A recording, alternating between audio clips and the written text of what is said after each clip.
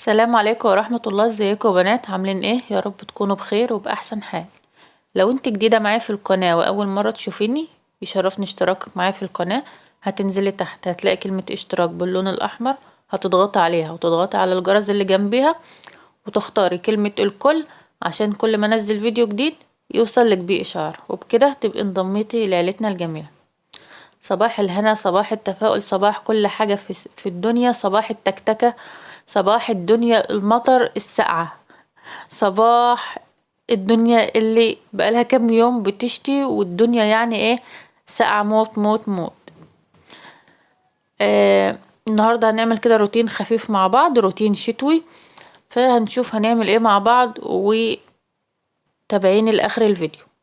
طبعا الجو اليومين دول ساقعة ساقعة بمعنى الكلمة، يعني مصر كلها فيها درجة الحرارة بالليل، يعني درجة الرطوبة قصدي بالليل بتبقى يعني ايه عالية جدا، بتوصل لتمانية وستة وسبعة. امبارح كانت ستة، كانت سبعة وبعدين نزلت لستة. فربنا يستر بقى من الجو ده. طبعا الواحد مش حاسس بصوابع رجليه من كتر السقعة بقى والتكتكة والكلام ده كله.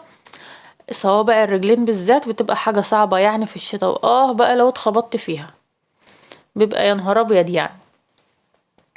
فالنهارده بقى بما ان في جو كده شتاء والجو بقى ساقعة بقى وكده، فقلنا ايه نعمل حاجة كده يعني تدفينا من الاخر يعني.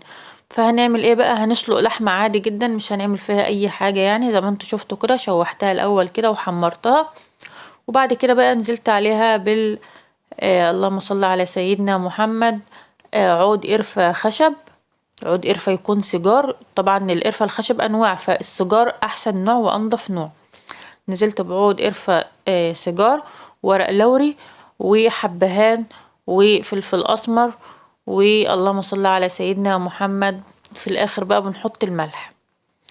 تمام. وطبعا حطينا بصل بقى وطماطم والكلام ده كله، وبننزل طبعا عليها بميه سخنه، وانا كترت الميه السخنه في الاول عشان مش كل شويه ايه اقعد ازودها ميه.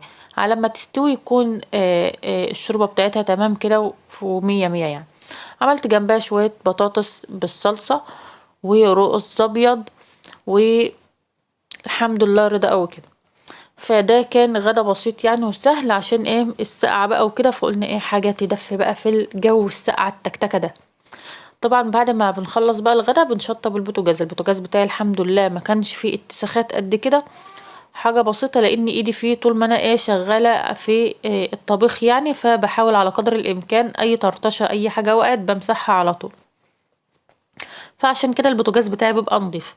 وكمان مسحت الرخامه كده وظبطتها وخليتها زي الفل. الكلام ده كله بعمله قبل ما اخش على الحوض، يبقى ورايا كده نضيف والحاجه كلها نضيف، بحيث بقى ان الكركبه كلها تبقى على الحوض زي ما انتوا شايفين كده، الاطباق بقى والكوبايات والحاجات ده كلها. طبعا بقى كنا قعدنا بقى وشربنا الشاي والكلام ده كله. فببتدي بقى ايه بعد الغدا بقى، طبعا شويه ميه سخنين كده. طبعا الفيشه بتاعت السخان يعني الكهرباء بتلالي من السخان بصراحه. الفيشه طبعا محطوطه بقى في الكهرباء، وطول النهار بقى شغالين ميه سخنه بقى. ما الجو ده ما ينفعش معاه غير الميه السخنه، ان هي تحط ايدك كده تحت الميه السخنه تدفيكي. فغسلنا كده المواعين وشطبنا الحوض وشطبنا مطبخنا، والدنيا بقت معانا زي الفل. شايفين ما شاء الله؟ ده المواعين بتاعتنا بقى اللي احنا غسلناها،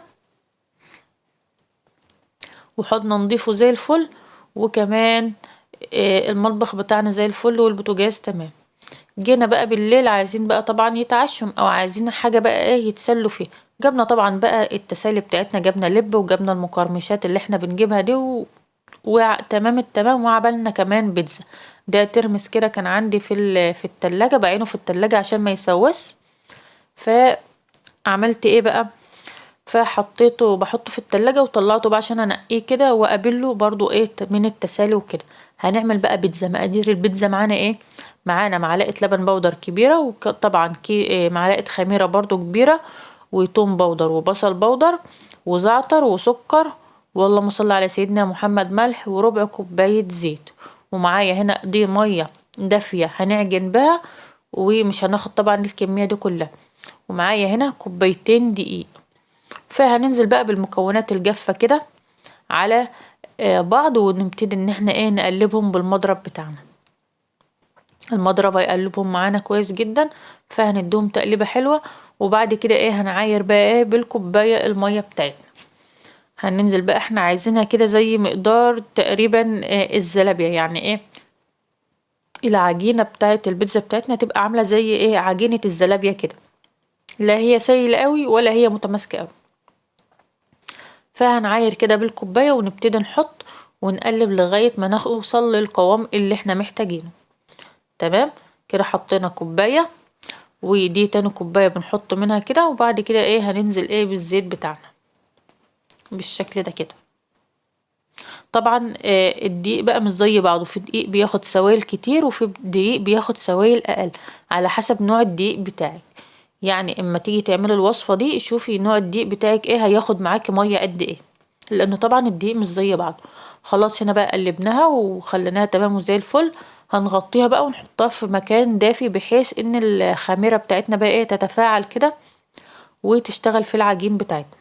نزلنا هنا بمعلقتين صلصه طماطم، صلصه عاديه، وحطيت عليهم كيسين كاتشب. هنزل كده بكيسين الكاتشب بتاعي، وبرضو احط شويه بهارات كده واقلب، ونعمل الصلصه بتاعت البيتزا بتاعتنا. طريقه سهله جدا وبسيطه، مفيش اسهل من كده. يلا بقى لو لسه مشتركتيش اشتركي في القناه وفعلي الجرس واختاري كلمه الكل عشان كل ما انزل فيديو جديد يوصل لك بيه اشعار، وما تنسوش اللايك. طبعا حطينا معلقتين الصلصه عليهم كيسين كاتشب، وحطيت توم باودر وبصل باودر وزعتر وذرة ملح وكمان فلفل اسمر. وهبتدي بقى ان انا اقلبهم كده مع بعض، وبرضه هنزل ببقية المية اللي كانت معايا في الاول خالص. هحط مية كده وابتدي اقلب، هحط مية بالتدريج واقلب لغاية برضه ما اوصل للقوام اللي انا عايزاه. هوريكم القوام الوقت هيبقى عامل ازاي وشكله ايه، وهتبقى دي النتيجة اللي احنا ايه هناخدها او هنوصل لها. شايفين ده بقى ايه الصلصة بتاعتنا ان احنا اللي احنا هنستعملها في البيتزا بتاعتنا. شايفين قوامها عامل ازاي. هجيب بقى طاسة تيفال او اي طاسة عندك بس تكون مدهونة زيت او مادة دهنية. يعني ايه تيفال بقى جرانيت سيراميك، يعني تبقى حاجة بسيطة كده عشان ايه بس ما تلزقش مننا.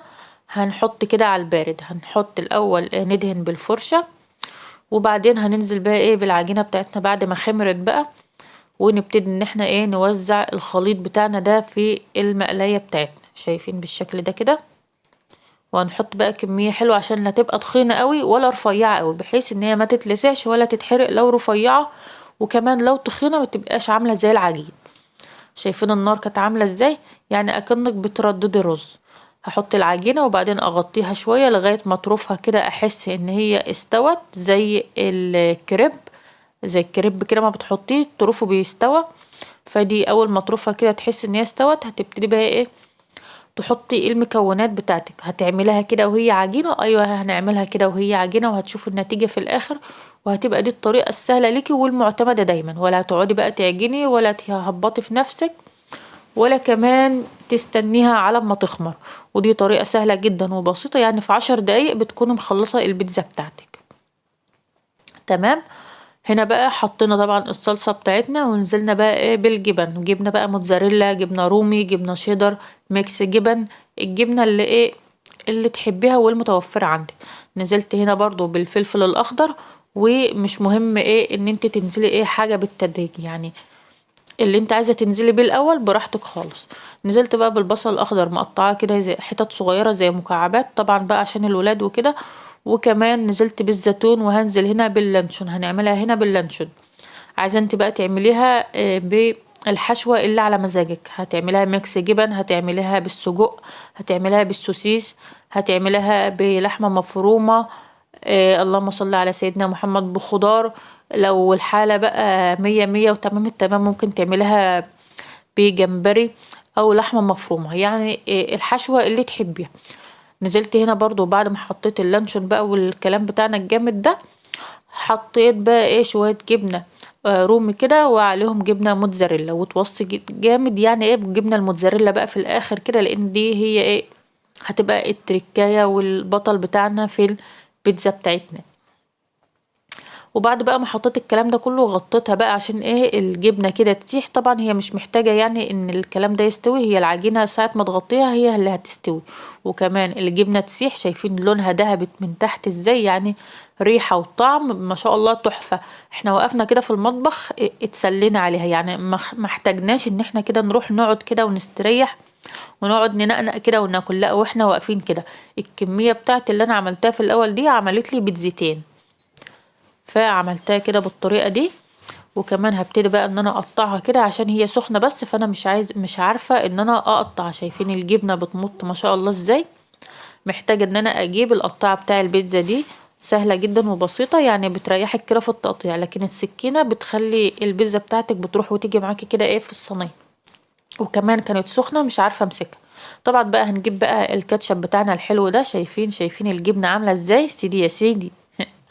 فهنجيب بقى الكاتشب بتاعنا هنحط كده على وشها بقى ونعيش بقى ايه حياتنا. شايفين بقى الطريقة سهلة وبسيطة خالص ازاي، ما خدتش معانا وقت خالص. يعني يا دوب هما يعني كام دقيقة بس كده في التحضير، بتحضريها وتعمليها على طول. لا هتحضري بقى ولا هتقعدي تعملي صلصة بقى، ولا هتعجني وتستني تخمر ولا الكلام ده كله، ولا تقعدي بقى تفردي في صواني ولا الكلام ده كله. في 10 دقايق كده، في مفيش هتعجني، وعلى ما تخمر تكون عملت الصلصة. وبعد كده هتحطي في المقلاية بتاعتك وعلى النار، وكده يبقى ايه خلصتي. طبعا الكمية دي عملت لنا بيتزتين، والاتنين تحفة تحفة تحفة. فجربوا الطريقة وهتعجبكم بإذن الله. ولو جربتوها اكتبولي في الكومنتات بقى عملتوا الطريقة الحلوة دي ازاي، وهتعتمدوها دايما. يعني هتنسوا الطريقة بقى بتاعة العجن والفرد والكلام ده كله، وهتعتمدوا الطريقة دي. شايفين من تحت دهبي خالص ازاي. وكمان العجينة بتاعتها مش تخينة ولا رفيعة، يعني بتاكلي كده حاجة يعني ايه تحفة بصراحة من الآخر. فدي طريقة سهلة وبسيطة جدا وبأقل التكلفة وأقل الإمكانيات. طبعا كلنا بقى في بيوتنا لانشون، وطبعا الجبنة الموتزاريلا والجبنة الميكس الجبن ده طبعا عندك في الفريزر على طول، والزيتون يعني مفيش أرخص منه. فطريقة سهلة وبسيطة. دي البيتزاية التانية معايا اهي. فالكمية اللي أنا عملتها دي عملت لي بيتزتين.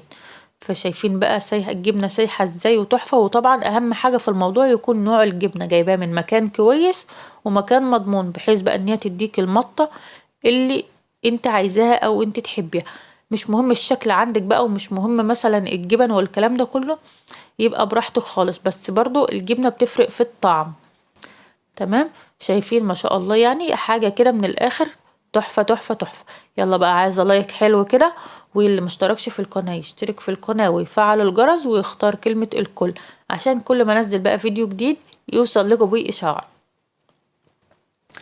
وشير بقى لاصحابكم وحبايبكم عشان الطريقة الحلوة دي توصل لاكبر عدد من الناس، والكل يعرف ايه الطريقة الحلوة السهلة دي. وانسي بقى الطريقة القديمة التقليدية، وخش علينا بقى ايه بالطريقة الجديدة. يلا ادخلي المطبخ بقى اعمليها لولادك وجوزك وبهريهم كده. طبعا الجو التكتكة بتاعنا ده عايز الحاجات دي، مع كوباية بقى بيبسي، مع كوباية مثلا شاي بقى، كوفي، اي حاجة لاتيه اللي تحبيه. هتقعدي بقى كده تنقنقي وتحت البطانية كده وانت قاعدة وتعيشي حياتك بقى، لان الجو بصراحة تكتكة من الاخر. فهنا بقى نكون وصلنا لنهاية الفيديو بتاعنا. ما تنسوش بقى تشتركوا في القناة وتفعلوا الجرس وشير بقى مع اصحابكم وحبايبكم عشان القناة تكبر بيكم وليكم ان شاء الله. اشوفكم في فيديو جديد، والسلام عليكم.